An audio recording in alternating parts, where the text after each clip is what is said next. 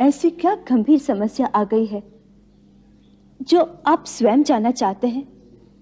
यदि आप आर्य समागत की बातों से संतुष्ट नहीं है तो किसी दूसरे गुप्तचर को भेज दीजिए। नहीं सीते, स्वर्गवासी महाराज ने हमें राजा के कर्तव्यों को समझाते हुए कहा था कि राजा को केवल अपने गुप्तचर की बात पर ही आंखें बंद करके भरोसा नहीं करना चाहिए। कभी कभी स्वयं भी भेष बदलकर राज्य की परिस्थिति और प्रजा का सुख दुख अपनी आंखों से देखते रहना चाहिए। महाराज भी कभी कभी स्वयं ऐसा ही किया करते थे। देखो, हमें लौटने में 2-3 दिन लग सकते हैं। हम अयोध्या में नहीं हैं, ये बात गुप्त रखनी होगी।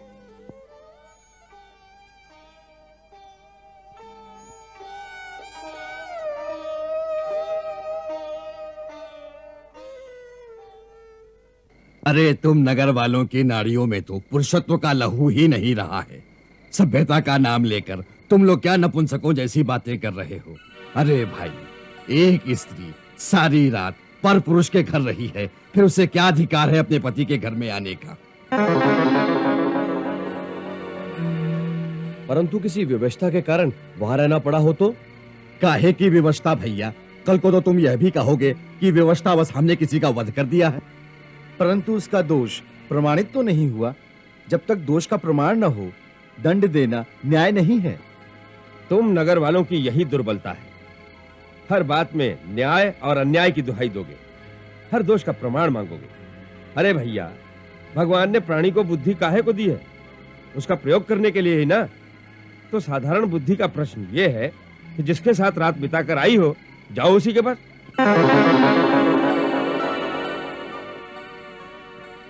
यदि वो निर्दोष हो तो भी। लेकिन वो निर्दोष है, उसका साक्षी कौन है? लेकिन वो दोषी है, इसकी साक्षी किसने दी? उसके लिए साक्षी की आवश्यकता ही कहाँ है? ये तो अंधे को भी दिखाई देता है। भैया, कई बार जो दिखता है वो सत्य नहीं होता।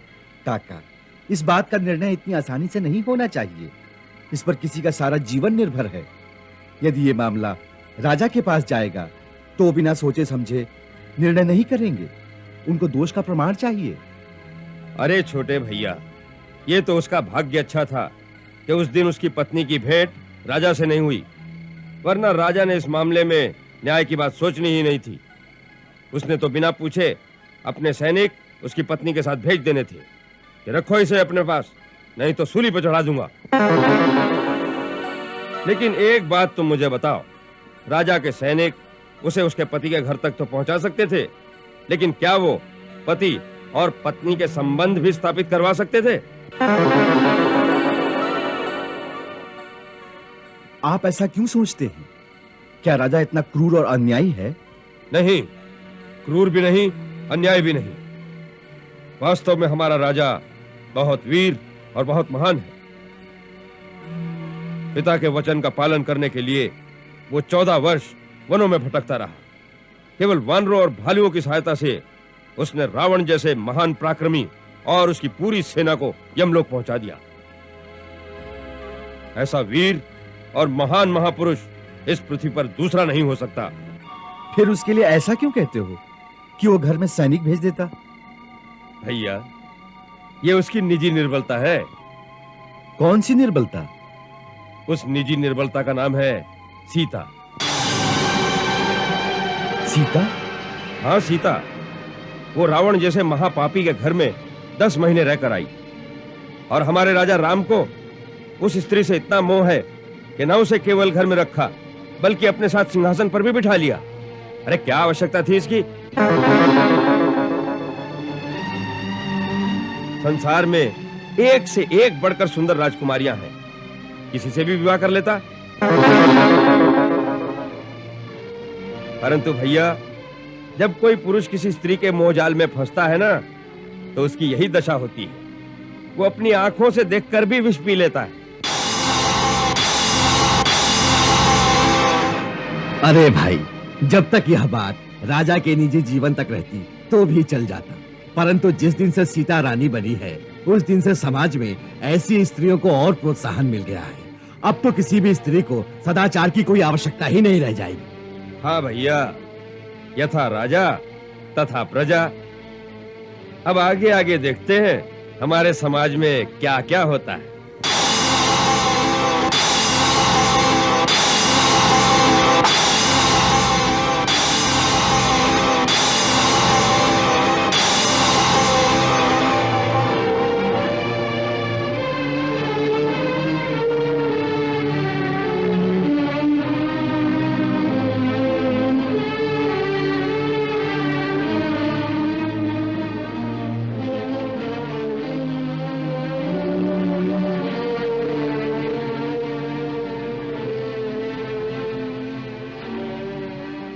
महाराज, इसीलिए मैं कह रहा था कि उन लोगों की बातें मत सुनिए।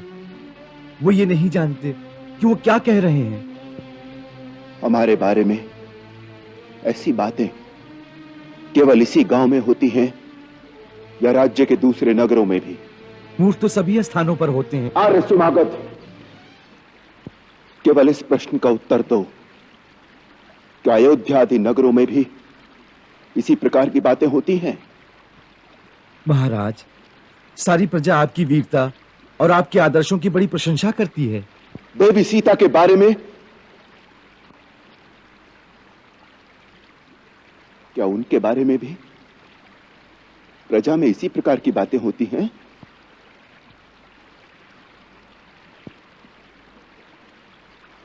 उत्तर दो। जी हाँ महाराज।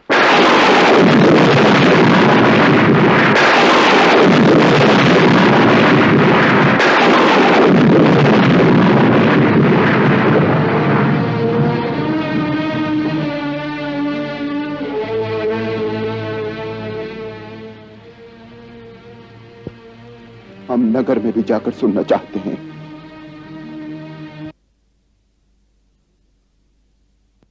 महारानी जी का आदेश है कि महाराज और महारानी किसी विशेष अनुष्ठान में व्यस्त हैं, इसलिए 2 दिन तक किसी को दर्शन नहीं होंगे।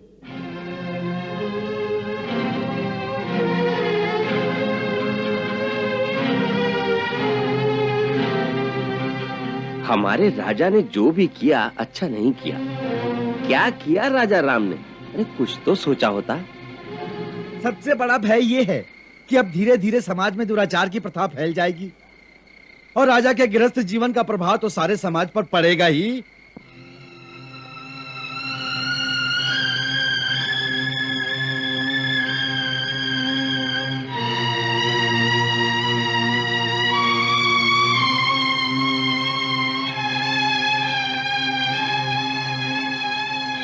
अरे भैया, आज तो एक गांव में हुआ है, कल नगर में भी यही दुराचार फैल जाएगा और सब लोग रानी का उदाहरण देंगे।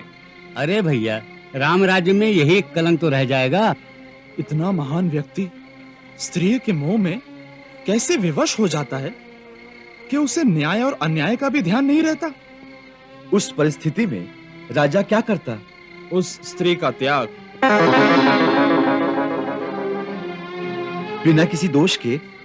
अरे भैया, उसे निर्दोष भी तो नहीं कहा जा सकता। एक पर पुरुष के घर में रहने का कलंक भी तो लग ही चुका है। क्योंकि वो स्त्री है, इसीलिए उसे पुरुष का हर अन्याय सहन करना पड़ेगा। केवल पुरुष की साक्षी में ही वो सच्ची या झूठी प्रमाणित होगी। केवल स्त्री होने का इतना बड़ा दंड, ये तो बहुत बड़ा अन्याय है। क्या आप लोग चाहते हैं इस अन्याय में आपका राजा आप सबका साथ दे? भाई, ये तो बड़ा अन्याय है। लंका में उसकी अग्नि परीक्षा ली गई थी, फिर भी उसका कलंक नहीं धुला। अरे अग्नि परीक्षा किसने देखी थी? वानरों ने, भालुओं ने? अयोध्या का कोई था वहां जो उसकी साक्षी दे सके? इस रीत से तो प्रत्येक गांव वाले यही कहेंगे, हमारे सामने अग्नि परीक्षा नहीं हुई। इसका अर्थ ये हुआ कि वो बेचारी हर गांव, हर नगर में बार बार अग्नि में जलाई जाए, तभी वो अग्नि परीक्षा में सफल होगी। भाई, जिसे प्रत्येक गांव और प्रत्येक नगर की रानी बनने की इच्छा हो, उसे तो यही करना पड़ेगा।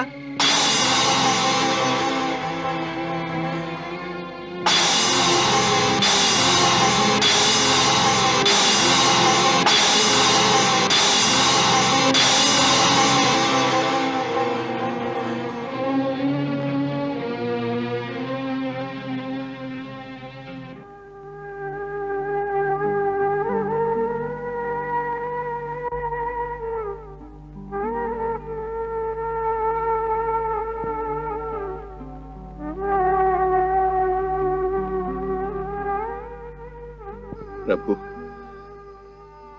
जिस प्रजा के लिए राजा अपना सब कुछ बलिदान कर देता है, क्या वो प्रजा इतनी कृतघ्न और पाषाण हृदय हो सकती है? क्या राजा का ही प्रजा के लिए उत्तरदायित्व है? प्रजा के लिए राजा के प्रति श्रद्धा या आदर का कोई विधान नहीं?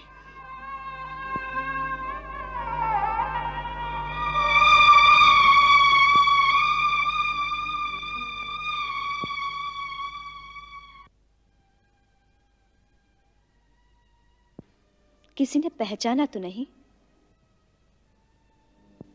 नहीं। उसी गांव में इतना समय लग गया कि कहीं और भी गए थे?